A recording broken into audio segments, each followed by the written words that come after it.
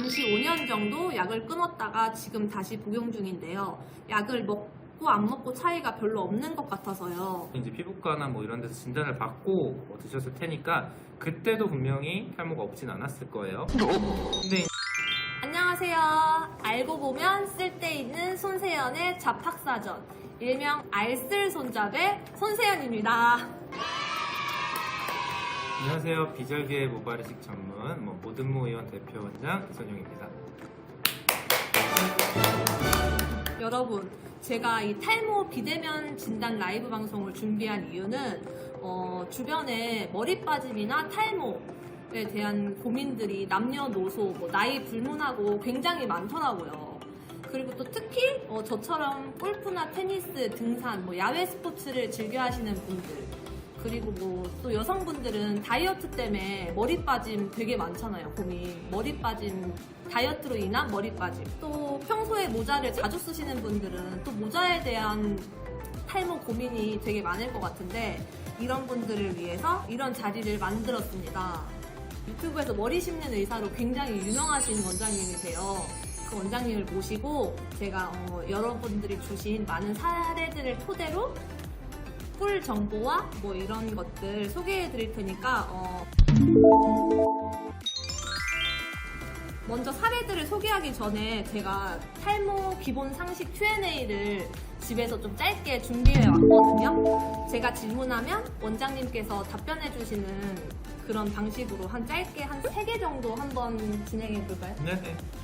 감사합니다. 그러면 이제 질문이 많아지기 전에 제가 먼저 선수를 쳐서 질문을 한번 해보면 저도 이거 궁금했어요. 네. 평소에 머리를 자주 감으면 머리가 많이 빠지나요? 자주 감는다 기준으로 생각하시는 게 어느 정도예요? 하루에 2번? 하루에 2번 정도?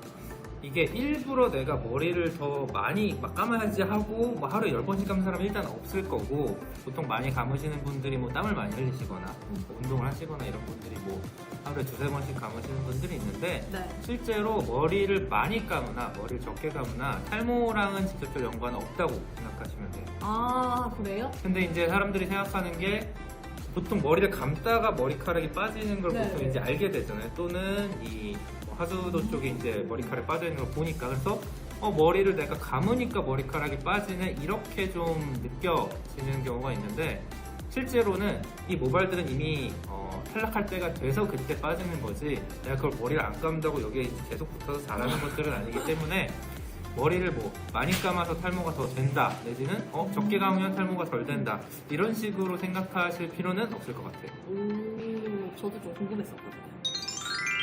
지금 유튜브로 하나 뭐가 왔는데, 인스타로 임산부 두피 관리 어떻게 하면 좋을까요? 임산부들도 머리 빠짐이 많잖아요. 근데 이게 두피에 문제가 있어서 빠지는 거랑 모발 자체 탈모가 생기는 거랑 연관이 있는 경우도 있고 없는 경우도 있거든요.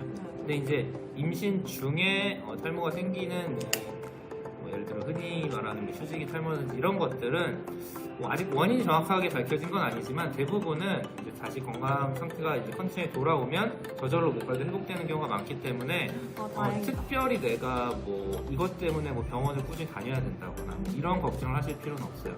근데 두피 건강을 위해서 내가 평소에 신경을 써주는 것 자체는 도움이 되겠죠. 또 유튜브 질문이 또 있는데, 시골 나그네 님이 질문해 주셨는데, 술, 담배가 탈모에 미치는 영향이 크나요?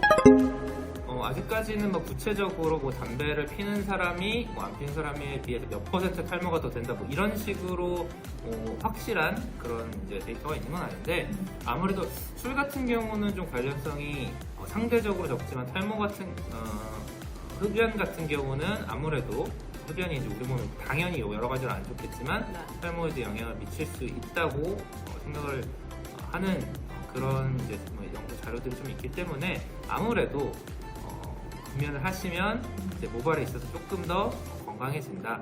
왜냐면은 모발은 어쨌거나 두피에서 자라는 거고, 두피는 피부의 일종이잖아요. 그러니까 우리가 담배 피면 피부에 안 좋다는 생각은 많이 하는데, 똑같이 연결이 되는 거죠, 모발까지. 하긴 이 두피도 피부의 일종이니까. 그렇죠. 이것도 바로 원래 사연으로 넘어가려고 했는데 이거 질문이 몇 번 와가지고 유튜브 질문인데 새치는 무조건 유전인가요? 이제 새치를 지나서 흰머리가 많아지는 것 같아요. 이러면서 좀 고민을 올려주셨는데 일단 흰머리에 대해서도 요즘 연구 데이터들이 많이 나오고 있는데, 그러니까 우리 몸에서 사실 웬만한 특별히 난 한 게 없는데 왜 이렇게 되지라는 건 사실 유전이에요. 근데 유전이 뭐 혈액형처럼 단순한 게 아니라 부모님한테서 내가 어떤 유전적 소인을 갖고 났을 때 이게 어느 순간 발현이 되는데 그게 이제 뭐 환경이나 조건이나 뭐 나이 등 이런 거에 따라서 이제 영향을 미쳐요. 그래서 똑같은 상황에서도 누군 흰머리가 많고 누군 흰머리가 적을 수 있는 거죠. 대신에 최근에 좀 유의미하게 밝혀진 데이터로는 스트레스가 흰머리를 만드는데 되게 좀 결정적인 역할을 하는 경우들이 많다. 이런 식으로 지금 데이터들이 나오고 있어서 오히려 악순환이 되는 거죠. 흰머리가 생겨서 스트레스를 받고 스트레스 생기니까 흰머리가 더 생기고 이런 식으로.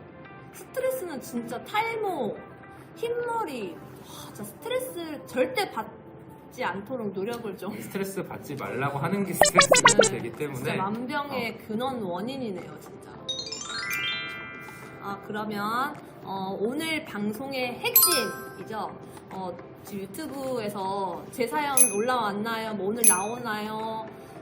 얘기해주세요. 이렇게 많이 올려주시는데 제가 그 많이 소개를 해줄 수 있는 만큼 한번 읽어볼 테니까 한번 열심히 빨리빨리 진행해볼게요. 네. 첫 번째 사연부터 한번 가볼까요? 바로 50대 남성분 먼저 50대 남성분이 올려주신 사연인데요. 제가 한번 읽어볼게요. 네. 안녕하세요. 30대 초반부터 약은 복용하기 시작했고 잠시 5년 정도 약을 끊었다가 지금 다시 복용 중인데요. 약을 먹고 안 먹고 차이가 별로 없는 것 같아서요.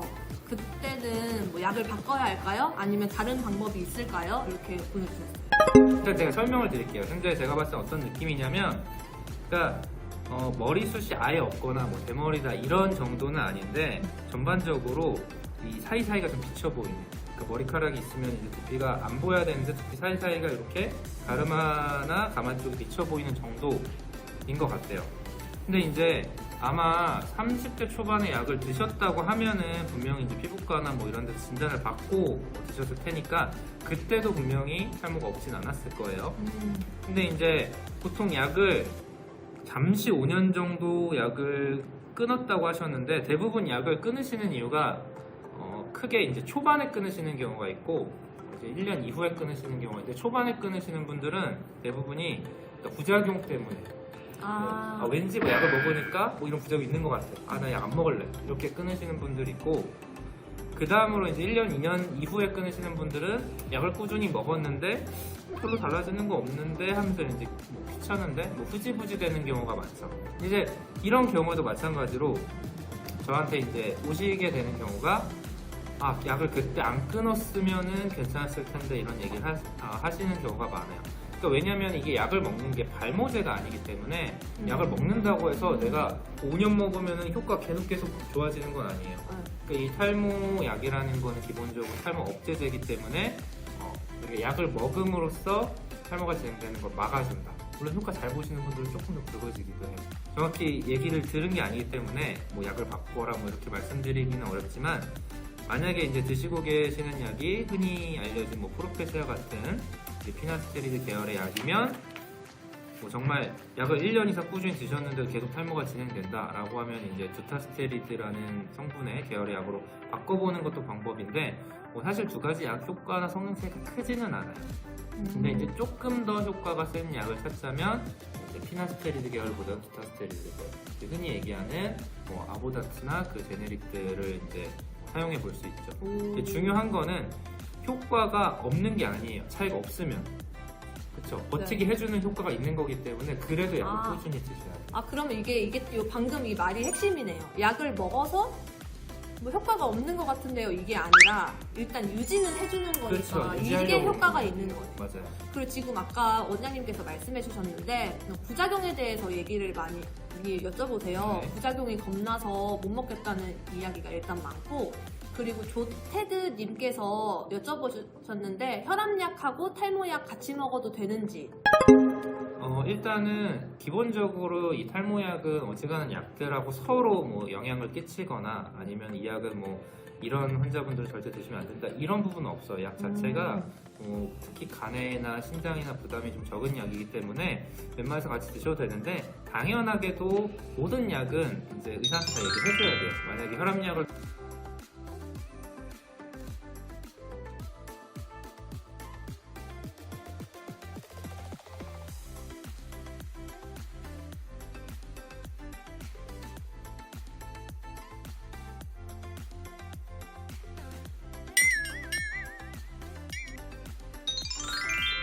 이번 사연은 내 친구 아니겠지?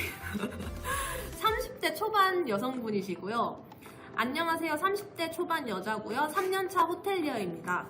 호텔 카운터에서 고객 응대하는 일이 주 업무인데 직업 특성상 외관 규정이 엄격해서 반드시 유니폼을 입어야 하고 앞머리도 허용이 안 돼서 일 시작하고 나서는 계속 올백머리를 하고 다녔습니다.